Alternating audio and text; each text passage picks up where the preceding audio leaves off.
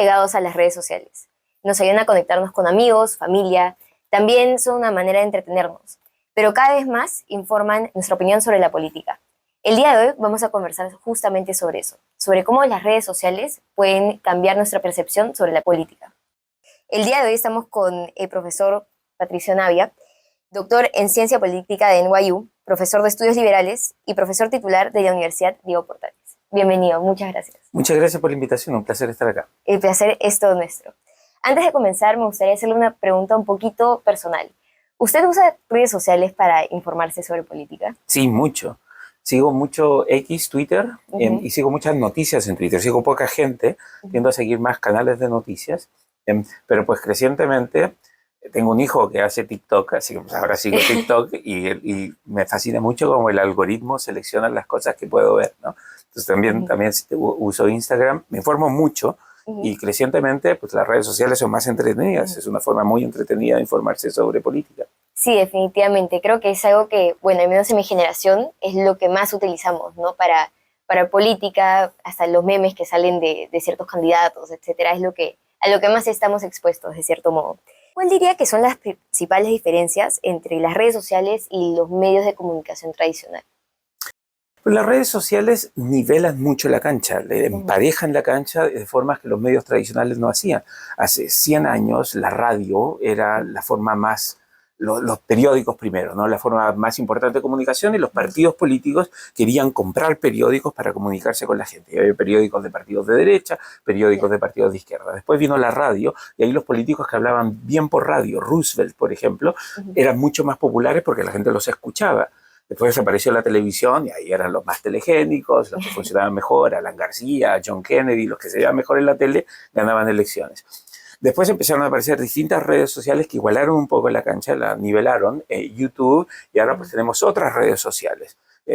Facebook es como para informarse de qué pasa con los abuelitos y cuándo se muere la gente ahora, pero en algún momento fue una red social súper importante. Entonces sabemos que estas redes sociales se están cambiando y ahora los candidatos no necesitan a los medios para comunicarse con la gente. La gente sigue directamente a los candidatos y los medios, de hecho, siguen a los candidatos en redes sociales. Cuando el presidente Trump habla con la gente, pone cosas en Truth Social y después los medios toman eso y lo informan. Entonces, las redes sociales eliminaron ese ente del medio que conectaba a los políticos con el electorado. Ahora directamente la gente puede seguir a los políticos. Sabes a qué hora se levantan, con quién juegan, qué hacen el fin de semana. Si te interesa, puedes saber todo lo que pasa en sus vidas. Claro, ya no existe ese filtro, ¿no? Ya no hay alguien en el medio, ¿no? Filtrando la información que tú, bueno, tienes sobre un político. Pero imagino que eso también trae sus desventajas, ¿no? Porque también en las redes sociales cualquiera puede participar. Entonces, desinformación, polarización, entre otras cosas. Hace como 30 años la revista The New Yorker puso una imagen, un cartoon, que ahora sería un meme, que decía, había dos perros frente al computador, ¿no? Y uno le decía al otro, en internet nadie sabe que eres un perro, ¿no? Eso es cierto. Ahora, en el pasado, yo no soy de aquellos que idealizan el pasado, ¿no? Porque en el pasado los que controlaban los medios de comunicación tenían mucho poder. Y había familias en muchos países que controlaban la televisión, que controlaban los diarios y ejercían mucho poder. Esos ya no existen, ¿no? En Perú, los dueños del comercio tenían mucho poder, pues ahora nadie lee el comercio, tienen mucho menos poder. Entonces, hay un componente positivo que es que empareja la cancha, pero una vez que la cancha es pareja, pues puede entrar a jugar cualquiera. Y ahora los influencers tienen mucho más poder que los dueños de los medios de televisión. Claro, entonces diría que tal vez un político que actúe más como un influencer tendría mucha más influencia que un político tradicional, por así decirlo. Sí, ahora hay dos cosas distintas, ¿no? Unos, y de hecho en ciencia política somos casi como en medicina, ¿no? Hay cardiólogos y otros que son, no sé, traumatólogos. Cada quien se dedica a su especialidad. Y hay alguna gente que estudia las elecciones. Y hay ciertas lógicas de cómo puedes ganar elecciones. Pero después hay otra gente que estudia la política y la política pública, que es distinto. Una vez que ganan las elecciones, pues ojalá vas a ser un buen presidente. Pero muchas veces los que ganan elecciones no son necesariamente los que son mejores presidentes. Claro, definitivamente. Imagino que las redes sociales también juegan un rol en la aprobación, ¿no? De ya un gobierno que está establecido y, bueno, no sé si después también influyen en lo que hace el gobierno en sí. Eso es súper interesante porque la democracia presumiblemente se trataba de que cada 4 o 5 años teníamos elecciones, el que ganaba tenía 5 años para gobernar y después de los 5 años elegíamos a alguien más o reelegíamos a esa persona. Pero después, en los años 30, 40, empezaron a aparecer las encuestas de opinión y entonces aparecían encuestas una vez al mes y veíamos si el presidente era más popular o menos popular. Después ya eran una vez por semana y ahora son todos los días. Entonces, y de hecho, cada vez que pones un posting en alguna red, vemos cuántos likes y cuántos dislikes tienes. Entonces, la aprobación presidencial se mide varias veces al día y por lo tanto no tienes mucho tiempo para gobernar porque tienes que estar todo el tiempo con aprobación. Si tu aprobación cae, pues tienes que hacer cosas para recuperar esa aprobación. Entonces, esto es como que cada día el presidente necesita tener alta aprobación y eso induce a que sea más difícil hacer ciertas reformas que van a producir resultados en 1 o 2 años, porque pues, necesitas tener alta aprobación hoy en la tarde. Claro, no, definitivamente. Me imagino que, bueno, al ser presidente y si estás pendiente de lo que está sucediendo en tu país, especialmente las redes sociales, siendo algo que todo el mundo tiene presente hoy en día, es algo sumamente importante. Me gustaría saber un poco más cómo ven el caso de Chile. Yo sé que usted ha hecho una investigación sobre las redes sociales y cómo estas han influido en la, bueno, opinión pública en Chile. Sí, yo he estudiado harto redes sociales en Chile. En Chile empezó esto a crecer mucho a comienzos de los 2000 y ya para el 2015 casi toda la gente usaba redes. Encontramos algunas cosas interesantes. Encontramos que las redes emparejan la cancha, pero que hay un sesgo de edad. Entonces, entre las personas de más edad, los de más ingresos y más educación tienden a usar las redes de mejor forma y más que las personas de menos ingresos. Entonces, entre los mayores de 50 o 60 años hay diferencias importantes por ingreso. Pero entre los menores de 30 no hay diferencias. Todos usan mucho las redes sociales. Entonces, las diferencias de clase, por ejemplo, entre los sectores ricos y pobres, se notan mucho más entre las personas de más edad. Algunos usan Facebook, los otros usan redes para el banco, para un montón de cosas distintas y para comunicarse. Entre los más jóvenes, todos usan redes. Entonces, la diferencia entre una persona de altos ingresos de tercera edad con una persona de bajos ingresos de tercera edad es muy evidente. Entre las personas menores de 30 años, los de altos ingresos y los de bajos ingresos están usando las mismas redes, interactuando con las mismas personas. Entonces, de cierto modo, ¿tienen la misma opinión, diría usted, o están expuestos a, o tienen la probabilidad de tener la misma opinión, si están igual de expuestos? No, pero tienen la misma probabilidad de caer en estos echo chambers, ¿no? Estas cámaras de eco, de resonancia, le dicen cámaras de resonancia, le dicen en español. Porque al final, si muestras alguna inclinación en una dirección, te empiezan a llegar cosas que refuerzan esas creencias. Entonces, si bien todos tienen acceso a lo mismo, el sesgo se va produciendo a partir de los algoritmos que se crean dadas tus propias preferencias. Entonces, si tú de pronto dices en la tele, a mí me gusta Lula o me gusta Bolsonaro, lo dices en tus redes, entonces empiezas a recibir más información positiva hacia Lula o positiva hacia Bolsonaro. Entonces, la gente vive en estas cámaras con gente que piensa como ellos y no logras entender por qué en Estados Unidos, por ejemplo, hay gente que le gusta Trump. O bien, no entiendes por qué hay gente que no le gusta Trump si Trump es lo mejor que le pudo haber pasado a Estados Unidos. Porque el mundo en el que interactúas en redes es un mundo que se parece mucho a lo que tú crees. Entonces se producen estos sesgos, esta diferenciación que hace que no estés expuesta a ideas que son distintas a las que ya tenías. Claro.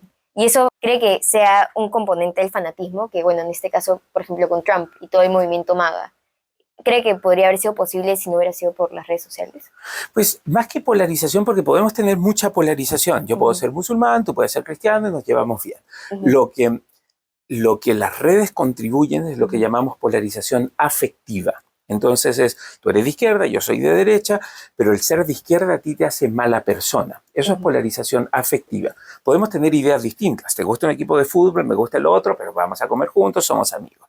La polarización afectiva es, si a ti te gusta ese equipo de fútbol, tú eres una mala persona. Y yo, que me gusta este otro equipo de fútbol, soy una buena persona. Esa polarización afectiva genera que la sociedad se rompa, se trice, se fraccione de una forma que no se soluciona solo con una elección. En una elección, pues ganaste tú, ya vendrá una próxima elección donde puedo ganar yo.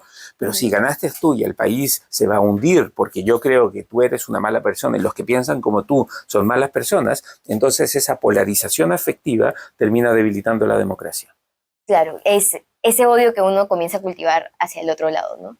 ¿Y cree que lo que ha visto en Chile es aplicable para otros países, fácil dentro de la misma región de Latinoamérica? Todas las democracias son como mamíferos, ¿no? Tienen características similares, pero también tienen cosas distintas. Hay algunos que vuelan, otros que nadan, algunos mamíferos que ponen huevos. Entonces son todos distintos. En Chile, los partidos políticos siguen siendo muy importantes y siguen siendo los mismos partidos que hace 30 o 50 años. Entonces, hay partidos de derecha y partidos de izquierda. Hay otros países como Perú que no entendemos muy bien porque se supone que la democracia no existe sin partidos políticos. En Perú no hay partidos políticos. Todos los partidos se llaman igual. Amor por el Perú, vive el Perú, Perú posible, vamos adelante Perú. Entonces, como votante, cuando llegas a una elección, pues todos los partidos son iguales y lo único que potencialmente los diferencia son los líderes. Entonces se personaliza mucho la política y ya no se trata de qué ideas, qué programas vas a hacer, se trata más bien de quién es el líder. Es como si tuvieras que elegir una aerolínea y no ves la aerolínea, sino simplemente eliges al piloto. Pues un piloto te va a llevar a Lima, el otro te va a llevar a Quito. Sí, sí son distintos, pero lo que la gente termina escogiendo son los líderes, no las ideas de los partidos. Claro, y bueno, creo que particularmente el caso de Perú, ¿no? Muchos de los partidos ofrecen más o menos lo mismo, o bueno, no saben bien qué están ofreciendo y sin embargo termina saliendo un candidato porque fue lo más, bueno, popular, ¿no? La imagen fue lo que más vendió en ese momento. Entonces, diría que las redes pueden amplificar esto, ¿no? Esta suerte de populismo, ¿no? Que existe dentro de la política. Sí, las redes no son en sí el problema, ¿no es cierto? Las redes como que te aumentan un problema, son una especie de, en algunos casos, moderador o intensificador de problemas que ya existen en la democracia. Los partidos en Perú no desaparecieron por las redes sociales, ya no existían desde antes. Las redes sociales vienen a empeorar un problema que ya existía. Sabemos en la democracia que hay que tener algunas opciones, pero igual que cuando vas al supermercado, si te ofrecen 80 opciones, 36 opciones, vas a decir, no, esto es demasiado, voy a escoger lo que siempre escogí antes. Pero si cada vez que vas al supermercado son 36 opciones distintas, pues te vuelves loca. Cuando vas a un restaurante, el menú no puede tener tantas opciones. Tiene que tener unas pocas opciones porque si tienes 50 páginas, pues te vas a demorar una hora en escoger tu plato y te va a costar mucho. Si tienes 35 opciones en una elección presidencial y todas se parecen y no te dicen si lo que hay dentro es carne vegetal, pavo o pollo, pues vas a elegir aleatoriamente. Y ese es el problema con la democracia. Sabemos que se necesitan opciones, pero cuando las opciones son demasiadas, pues a lo mejor los electores se terminan confundiendo. La elección que se viene ahora en Perú bate el récord en una democracia presidencialista en número de candidatos. Nunca antes ninguna elección tuvo 35 candidatos presidenciales. Yo, que soy experto en esto, y mis amigos peruanos que son expertos en esto, yo los molesto, les digo, a ver, dame los nombres de los 35 candidatos. Se supone que tú sabes esto, ¿no? Tienes que saber los nombres. Y te quedan mirando con cara de, yo no los reconozco a todos en la tele, o sea, son 35 personas. No, sí, son un montón y creo que eso que dice que lo abruma, ¿no? Todas las opciones que uno puede tener, ya tiene sentido que fácil una persona que no está tan conectada con la política termine escogiendo un candidato que simplemente se vea mejor, ¿no? En pantalla, tal cual, quizá en las redes o en la tele o donde lo esté viendo. En Chile, para regresar un poquito a tal vez lo que usted ha estado viendo, acaba de pasar por elecciones presidenciales. ¿Qué rol cree que han jugado las redes en este caso, ¿no? En un país donde los partidos sí son sólidos? Yo tengo un hijo de 10 años y hace unos meses, en plena campaña, llega mi hijo, nos subimos al auto en un momento y se pone a cantar la canción de José Antonio Kast, del candidato de derecha. Digo, Daniel, ¿dónde aprendiste eso? Dice, no, lo sigo en TikTok, le digo, lo sigo acá en TikTok. Y dice, sin comunismo, sin comunismo. Le digo, Daniel, ¿qué es el comunismo? Dice, no, el comunismo es cuando le quieren quitar a los ricos para quedárselo ellos, ni siquiera para darle a los pobres. Entonces, las redes son súper importantes porque tienen la gracia de que llegan a audiencias que normalmente no le ponen atención a la política. Entonces, los debates presidenciales, las noticias de política, los programas de política de los fines de semana, los ve gente que ya decidió su voto hace varios meses. Entonces lo ven para confirmar un sesgo de confirmación, para confirmar lo que ellos saben. Pero las redes sociales las sigue gente que no pone atención a la política. Entonces los políticos quieren llegar a esa gente a través de las redes, porque no van a llegar a esa gente a través de los programas políticos, de la radio o de los podcasts políticos, porque esa gente no los sigue.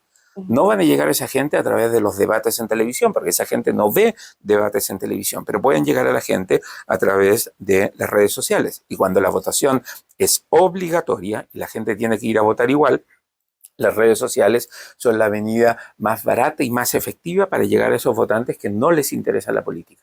Claro. Entonces, en países donde tienes a votantes que no les interesa tanto la política, se podría decir que ahí es donde tal vez haya un mayor efecto, ¿no?, causado por las redes sociales. Sí, en todos los países del mundo, la mayoría de las personas no le interesa la política. Entonces, por eso que vemos en muchos países candidatos que se demoran varios periodos en hacerse un nombre, o gente que sale de la televisión, del fútbol, de los deportes, del mundo de los negocios para convertirse en candidatos. Porque la gente cree que todos los políticos son corruptos. Entonces, si tienes trayectoria política, van a dudar de tus intenciones. Es terrible, porque si la gente cree que todos los políticos son corruptos y tú eres político, pues te toca ser corrupto, porque igual vas a pagar el precio que la gente va a pensar que eres un corrupto. Entonces, si eres el único político no corrupto, la gente igual va a creer que eres corrupto y no te vas a beneficiar de la corrupción como los otros políticos. Claro, entonces en ese caso ahí los que van a tener un poquito más de ventaja son, aquellas personas que no han tenido una trayectoria política, ¿no? Pero claro, ser político es una profesión.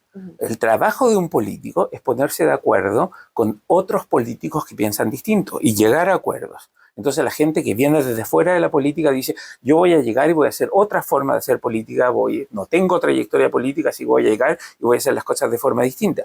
Pero yo no elegiría a una persona sin trayectoria y sin conocimiento de cómo volar aviones para que vuele el avión. Pero la gente está votando por pasajeros que dicen, yo voy a ser el piloto, no sé cómo volar un avión, nunca volé un avión, pero pues déjenme volar a mí el avión. Y la gente está votando por eso, porque creen que los políticos son todos corruptos, entonces démosle la chance a una persona que nunca voló el avión para que maneje este avión a ver si llegamos a alguna parte. Claro, ¿no? Y también hay tanta desconfianza, como menciona, y tantas decepciones que han sucedido en los últimos años que ya es como un último recurso, me imagino también, ¿no? Es decir, ya echamos los políticos a un costado y vamos por la suerte de influencers, ¿no? Especialmente ahora con las redes sociales. Imagino que eso lo amplifica mucho más, su fama, su popularidad, etc. Ya para ir cerrando, me gustaría preguntarle, ¿cuál cree que es el futuro de las redes sociales? Pues no sé, pero sé que van a seguir cambiando, ¿no? Porque si miramos los últimos 50 años, hace 50 años la mayoría de los países de América Latina tenía muy poca penetración de televisión. El porcentaje de la gente que tenía televisión, esos televisores blanco y negro chiquititos en sus hogares, era como un 15-20%. Después, a fines de los 80 y los 90 se empezó a masificar la televisión. Ya para los 2000 empezaron a entrar las redes, empezó a entrar Internet, ni siquiera las redes sociales. 2007, 2008 aparecieron los teléfonos inteligentes con una pantalla que podías ver eso, y después Facebook 2007, supongo, y empiezan a multiplicarse las redes sociales. Entonces, lo que sabemos es que van a seguir existiendo, pero van a cambiar. Tú en 2009 creías que, no sé, todo el mundo decía Facebook va a ser la red dominante, pues y ahora Facebook se usa para informarte sobre quién se murió, ¿no es cierto? Y ahí después vino Instagram, en su momento estuvo YouTube. Lo que sabemos es que va a haber nuevas redes que desafían a las anteriores y que que este ecosistema va a ir cambiando. Lo que no sabemos es en qué dirección, pero sí sabemos que no va a ser lo mismo que hace 4 años. En algún momento tener YouTube, el presidente Obama tenía un canal de YouTube y era como súper popular. Ahora YouTube es como una constante, todos tienen un canal de YouTube y siempre hay redes nuevas que van apareciendo. Entonces, este es un proceso que evoluciona muy rápido. En 2 años más vamos a tener un ecosistema que probablemente va a tener algunas diferencias con el ecosistema que tenemos ahora. Y yo sé que le había dicho que esta era la pregunta de cierre, pero me ha dado curiosidad, como votantes, como participantes de la política, ¿cómo cree que nosotros podríamos utilizar las redes sociales, ¿no? Porque sé que también es importante informarse de otros medios, etcétera, pero hoy en día pareciera que todo está en redes sociales. Pues sí, digo, ¿qué vas a hacer? ¿Poner un diario? Hay que estar en las redes sociales y tienes que participar y tienes que subirte a estas nuevas innovaciones que se producen. La inteligencia artificial está cambiando mucho lo que se hace en redes sociales. Entonces, hay que estar aprendiendo todas las cosas y poniéndole mucha atención a cómo la gente reacciona. Si te interesa influir en las mentes, en lo que la gente piensa, pues tienes que llegar a esa gente. Y tienes que entender que aquí hay dos cosas. Uno, el contenido de tu mensaje, y lo otro, la herramienta, la vía a través de la cual llegas a las personas. Entonces hay que separar esas dos cosas. Lo que quieras decir y el cómo lo quieres decir. Tal vez lo que quieras decir sigue siendo lo mismo que hace 10 o 20 años, pero el cómo lo tienes que decir cambia, dado este cambio en el ecosistema de redes sociales. Claro, eso tiene bastante sentido y bueno, no es que podamos despegarnos, ¿no?, de las redes sociales, ya están integradas en nuestra sociedad. Bueno, muchas gracias por esta entrevista. Esta ha sido la primera entrevista de Archivo Abierto, entonces estamos muy agradecidos de poder haberlo entrevistado a usted sobre este tema que nos interesa tanto. A ver si se viraliza, ¿no? Sí, esperemos que sí. No sabemos qué pasaría sin redes sociales, porque hay redes sociales en todo el mundo ahora. Entonces no podemos comparar elecciones con redes sociales que elecciones sin redes. Hay poquísima gente que está haciendo campaña en las calles últimamente. Porque la gente no le pone atención, No. le pone atención solo al final. Entonces O sea, hacer campaña 2 meses, 3 meses antes es como irte, no sé, a la cancha de fútbol 2 horas antes o 4 horas antes de que empiece el concierto. Sí, No hay público. Sí. Sí, ya no hacen esas cosas en Nex. Claro, ya no. Nada, toda esa censura previa no tiene sentido. Sí, no tiene sentido. La gente se pelea, es como el estadio. ¿Sí? Sí, es una locura.